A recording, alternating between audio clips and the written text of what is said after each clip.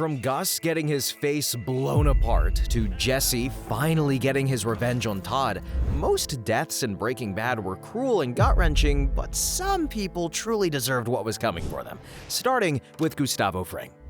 When Gus Fring first steps into Breaking Bad, he isn't like your typical villain. Instead of loud threats or reckless violence, we see a calm, polite businessman running Los Pollos Hermanos. I hide in plain sight, same as you. But beneath this calm exterior, Gus harbored a dark personal vendetta when his partner Max Arciniega was executed right in front of him by Hector Salamanca. That moment set Gus on a slow, calculated path towards revenge, a path where he crossed multiple lines to make sure the cartel paid for Max's death. The first glimpse of that cruelty came after Hector suffered a stroke. Rather than letting him die, Gus ensured Hector was kept alive so he doesn't have a painless death. Sitting by Hector's hospital bed, he tells the story of catching a coati as a boy, waiting hours for it to reveal itself, and then keeping it alive instead of killing it. The merciful thing would have been to kill it. I kept it. It lived for quite some time. You see, killing Hector would be merciful and quick, but keeping him trapped, forced to watch his family crumble, is the real punishment. And over time, we see this happen and just how ruthless Gus has become. Victor crosses a line by trying to cook Walt's recipe himself, so Gus calmly puts on a hazmat suit, takes out a box cutter, and slits his throat in front of Walt, Jesse, and Mike to show them exactly what happens when anyone steps out of line. But there was still one problem. He couldn't ignore Walter White. And when Walt became unpredictable and dangerous for business, Gus openly threatened to kill everyone he loved. I will kill your wife. I will kill your son. I will kill your infant daughter. I mean, that single line showed Gus had no limits anymore, and that Walt wasn't just in danger, but his entire family was too. So desperate and out of options, Walt realized the only way to survive was to strike first, and to do that, he needed to use Gus's obsession with Hector Salamanca against him. When Hector shows up at the DEA office and mocks Hank by writing absurd notes on a piece of paper. To everyone else, it looks like nonsense, but Gus's men are secretly watching. When they see Hector leaving the DEA, Gus becomes convinced Hector has betrayed the cartel, leading him to the nursing home, where he mocks Hector for breaking his silence. A crippled little rata. Is that how you want to be remembered? But Hector doesn't look away. He locks eyes with Gus, and for a brief moment, Gus thinks he sees tears. Then, Hector's face hardens. He slams the bell on his wheelchair over and over, and in that instant, Gus realizes what's happening. But it's already too late. The explosion rips through the room, killing them both instantly, along with Tyrus. And what follows is one of the most unforgettable moments in television history. Gus walks out of the room, calmly adjusting his tie as if nothing happened. But when the camera pans, half his face is blown off before his body finally collapses. Then, Tuco Salamanca was the first major villain that Walt and Jesse faced, and from the moment he appeared, he brought a wave of chaos that showed just how dangerous the meth world could get. He ruled through fear, and his reckless brutality made him one of the most dangerous men in Albuquerque. I still don't know how to spell it, though. And we first meet Tuco in Season 1 when Jesse first approaches Tuco with a pound of meth and expecting cash in return. But instead, Tuco savagely beats him down, leaving Jesse bloodied and broken while everyone else stands frozen in silence. Then when Walt shows up to collect, he pulls out fulminated mercury disguised as meth and detonates a crystal, blasting half of Tuco's office. While everyone panics, Tuco calmly pays him and even offers a deal for more. This was the start of their dangerous partnership with Tuco. Then his psychotic nature becomes clear during a pickup when a henchman speaks out of turn, and Tuco beats him to death with his bare fists while Walt and Jesse watch in horror. Tight, yeah! But things spiraled even further when Tuco kidnapped Walt and Jesse.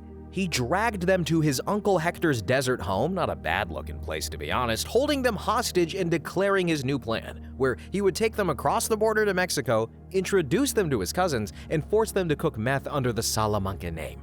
Walt tried to escape by poisoning Tuco with rice and hid it in his food, but Hector, silently watching the plan unfold, furiously ding ding ding rang his bell to alert his nephew. And when Tuco found out, he snapped, savagely beating Jesse, again dragging Walt outside and getting ready to kill them both. In the chaos, Jesse managed to grab a rock and smash Tuco in the head, then shot him in the gut. But just as Jesse raised the gun to finish him off, they saw a car approaching in the distance, and both of them panicked, thinking it was Tuco's cousins coming to finish the job. But it was one of the several bald men of Breaking Bad, Hank Schrader. Hank tracked Jesse's car and unknowingly walked straight into the standoff. Tuco came limping out with his gun drawn, and the two faced off in the desert until a shootout broke out. Hank held his ground and dropped Tuco with a clean shot. Tuco's death was one that felt completely deserved. His violence wasn't strategic or purposeful, it was random, impulsive, and dangerous to everyone around him.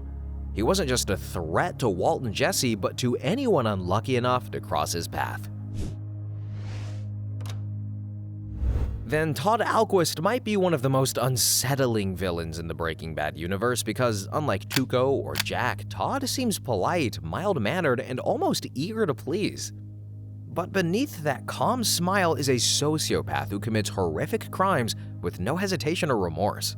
Todd first appears in Season 5, working as a part of Vamano's past during Walt, Jesse, and Mike's new mobile meth operation. At first, he seems like an obedient worker, always respectful and curious about the business. But it doesn't take long for his true nature to reveal itself. When the crew successfully pulls off the train heist, they celebrate their victory until a young boy on a dirt bike suddenly appears, having witnessed everything. Before anyone can react, Todd calmly pulls out his gun and shoots him. But Todd's connection to Walt deepens, and it isn't long before he introduces his uncle Jack Welker into the picture. We first meet him when Walt asks for Jack's help to eliminate 10 witnesses tied to Mike's operation, who are locked up in prison. Jack hesitates, saying he's not sure if it can even be done, but Walt immediately shuts him down. Figure it out. That's what I'm paying you for. Jack then carries out the murders with terrifying efficiency, orchestrating a series of simultaneous stabbings and burnings across multiple prisons in under 2 minutes. But their cruelty only escalates from there. After Walt is out of the picture, Lydia pushes Todd further into the meth trade. She wants the competition gone, and Todd is more than happy to oblige. With Jack's men backing him, Todd ambushes Declan's crew in the desert, gunning them all down without a second thought. With Declan out of the way, they claim his territory while tightening their grip on the meth trade. But the true depths of their security came during the desert showdown, when Walt calls Jack for backup after being arrested, and the standoff begins. And Gomez is killed instantly, and Hank gets shot in the leg. He tries to reach for a gun, but Jack stops him. Walt begs for Hank's life and even offers his $80 million in exchange for Hank's life, but at that point, it's too late. You're the smartest guy I ever met, and you're too stupid to see. He made up his mind 10 minutes ago. And Hank doesn't flinch as Jack raises the gun, and he's shot in the head, and Walt falls to the ground crying as Hank's body drops in the dirt.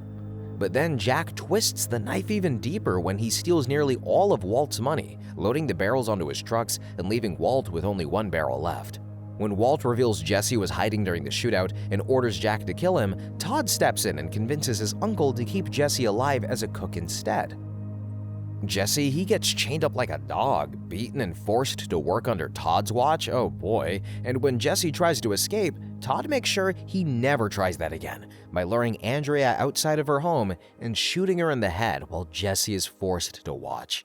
And fittingly, they both meet their end in the series finale when Walt arrives at the compound with his M60 rigged in the trunk of his car. When the bullets tear through the walls, Jack's men are slaughtered in seconds. And Jack is left bleeding and tries to stall, claiming Walt will never know where his money is if he kills him. You pull that trigger, you never. But much like Hank, before he can finish, he gets shot right in the head by Walter, ending his reign of cruelty without a second thought.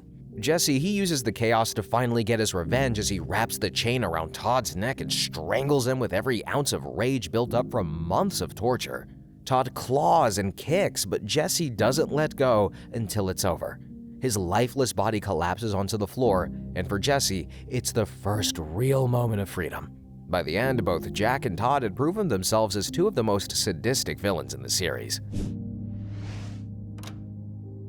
Don Eladio Fuente was the head of the Mexican cartel, a man who controlled the drug empire with charm. From the moment we see him lounging by his pool with a drink in hand and women at his side, it's clear that this was the untouchable kingpin who enjoyed every ounce of his empire. But what made his death feel so deserved was the cruelty that defined him. Years earlier, Eladio forced Gus to kneel and watch the execution of his closest friend and business partner, Max Arciniega. Hector Salamanca pulled the trigger, Max's body fell to the ground, and Eladio smirked as if it were nothing more than entertainment. Gus and Max had made the mistake of handing out meth samples to Eladio's men without asking permission. To Eladio, that was open disrespect, and the price was Max's life. La única razón por la cual tú estás vivo y él no es porque yo sé quién eres tú. That moment, it didn't just scar Gus, it planted the seed for decades of vengeance. By the time we see Eladio again in Breaking Bad, nothing has changed. He greets Gus with false warmth, but in reality, he only sees him as a pawn. In Better Call Saul, we even see Eladio mock both Gus and Hector like children fighting for his approval, reminding them that their only job is to make money for him. That arrogance and cruelty made him one of the most despicable figures in the series, and it was only a matter of time before it caught up to him. The cartel had been pressuring Gus to provide someone who could cook the signature blue meth for the cartel's super lab. In Season 4, Episode 10, Gus arrives at Don Eladio's estate with Mike and Jesse, pretending to offer Jesse as his new cook and bringing a rare bottle of tequila as a gift. At the party, Eladio forces Gus to drink first to prove that the tequila isn't poisoned. Gus raises his glass without hesitation, and only then do Eladio and his men follow, cheering as they knock back the shots. As the poison begins to spread, Gus excuses himself, walks into the bathroom, and forces himself to vomit, as it's the only way to survive. When he comes back outside, one by one, the cartel members start to collapse. Eladio stumbles, his smug grin finally fading into panic as he realizes what has happened. He falls into the very pool where he once ordered Max's execution, and this time, it's his own empire drowning around him. Lydia Rodarte-Quayle is one of Breaking Bad's most unique characters because she isn't a street enforcer or a cartel boss, she's a corporate executive at Magical who hides her role in the meth trade between boardrooms and business suits. While she never pulls a trigger herself, Lydia enables just as much bloodshed as anyone else in the series. Her paranoia defines her from the start. When we first met her, she's terrified that Mike will kill her after Gus's death. Instead of owning her role in Gus's empire, she begs for her life, but then immediately proves she's too dangerous to be spared. She proposes killing 11 imprisoned men to stop them from talking and revealing information, casually suggesting mass executions as if it were just another item on her corporate checklist. You want me to kill every man on that list? That's a leap, what you just... When Mike refuses, Lydia goes straight to Walt, handing over the list of names that leads to one of the most horrifying scenes in the series, where Jack Welker's crew murders them across 3 prisons in less than 2 minutes. That moment reveals her true, ruthless nature. From there, Lydia becomes the person who keeps Walt's empire running. She supplies the methylamine, pushes him to expand into Europe, and makes sure distribution is handled. But when Walt eventually quits cooking, Lydia scrambles to keep the business alive.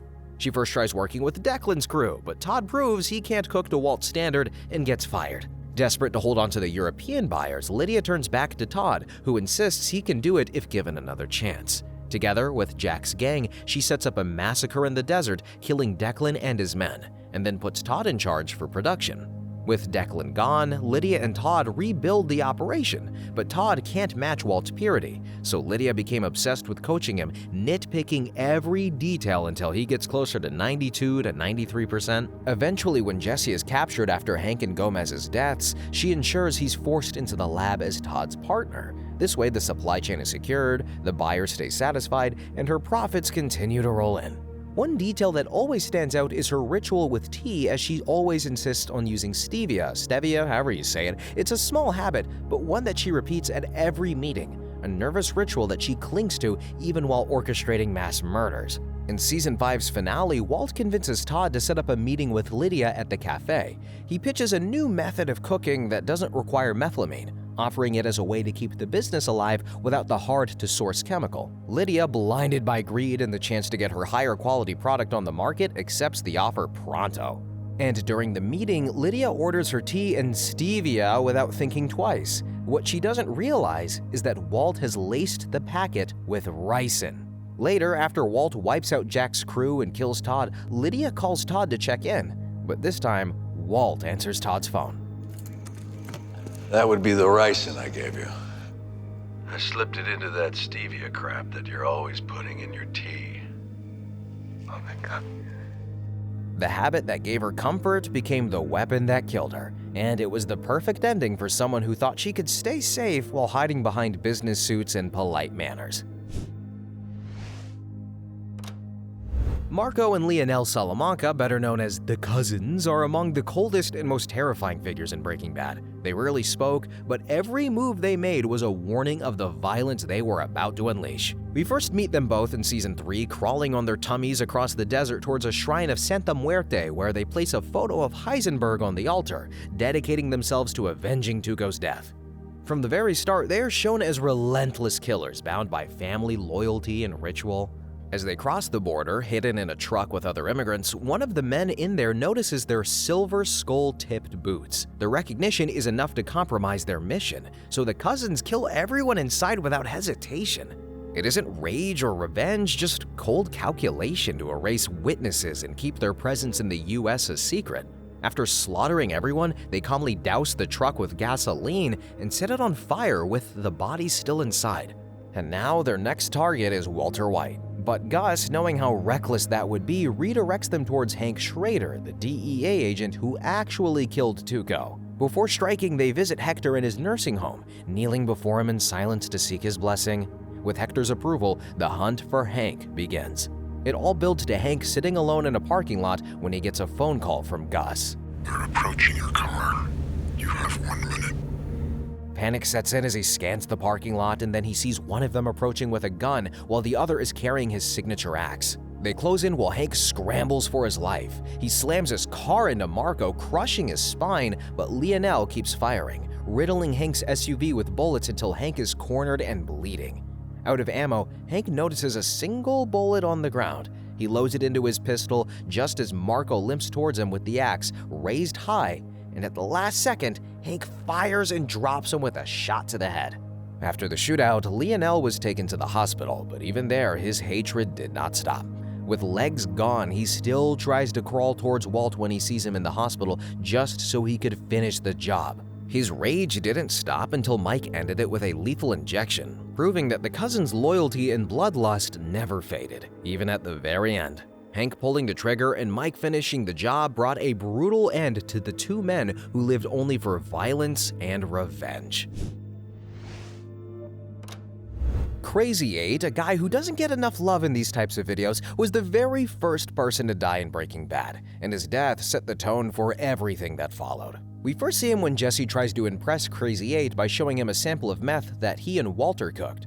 Crazy 8 is immediately interested, and soon he and his cousin Emilio head out with Jesse to meet Walt. At first, Crazy 8 offers Walt a chance to work for him, but Walt refuses, saying he'd rather sell his product if the price is right.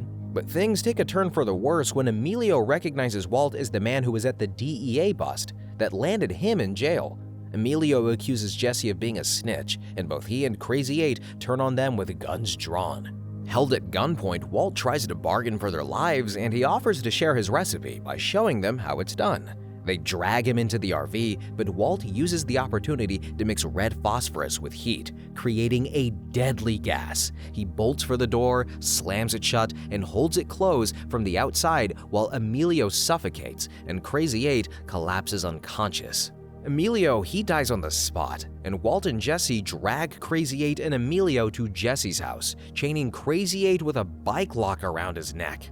It's here that Walt faces the first real test of his new criminal life. He flips a coin with Jesse to see who will handle disposing of Emilio's body or dealing with Crazy 8, and Walt ends up the one responsible for deciding what to do with Crazy 8. At first, Walt convinces himself that maybe he can let him go. He even talks with him, sharing personal details, and almost convinces himself that they can move past this. But when Walt brings food downstairs, he collapses mid-cough and drops the plate. It shatters on the floor, and later, when Walt cleans up the pieces, he notices a piece missing. That's when he realizes Crazy 8 is planning to stab him the moment he's freed. The moment I do, are you gonna stick me with that broken piece of plate? With no choice left, he pulls the Loctite around Crazy 8's neck, choking him as he thrashes and claws for air. It's slow and brutal, with Walt breaking down in tears as he keeps pulling until Crazy 8 finally goes still. From the desert standoff to the missing shard of the plate in Jesse's basement, every moment proved that Crazy 8 was never going to let Walt live. By the time Walt pulled the lock tight, the audience knew there was no other way out. Spooge, oh boy, not Mr. Spooge by the way, as he points out in Better Call Saul. He might not have been a cartel boss or a major player in the drug trade, but the brief time we see him in Breaking Bad is enough to prove why his death felt so deserved. He's first introduced in Season 2 after he and his girlfriend rob Skinny Pete and steal meth from him. It's a small-time heist, but it sets off a chain of events that shows just how cruel and pathetic Spooge really is. When Walt finds out, he forces Jesse to deal with it and retrieve the stolen money. Jesse, he doesn't want to, but he's got no choice here. He tracks Spooge down to a filthy, trash-filled house, and what he sees is disturbing. The couple are so deep into their addiction that they barely acknowledge their child, who sits quietly in the chaos while his parents scream and bicker. Spooge and his girlfriend brag about how they murdered a convenience store clerk and stole the ATM, which is now sitting in their living room. Spooge is obsessed with cracking it open, convinced the money inside will pay Jesse back and let him keep living his reckless life. He spends hours hammering at it, prying at it, and even crawls underneath to loosen the bolts.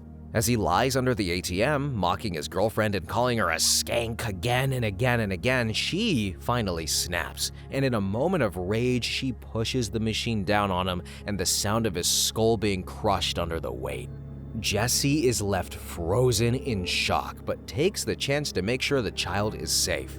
He calls 911 and leaves the boy outside, away from the nightmare inside of that house. Spooge's death is brutal, but it feels like justice. He was abusive, neglectful, and violent, dragging down everyone around him, even his own child. And in the end, his cruelty came back on him in the most literal way possible. And folks, if you want to watch more videos like this, please subscribe, it would mean a lot, and watch our video on the most loved versus most hated characters in Breaking Bad. Thanks for watching, and bye-bye!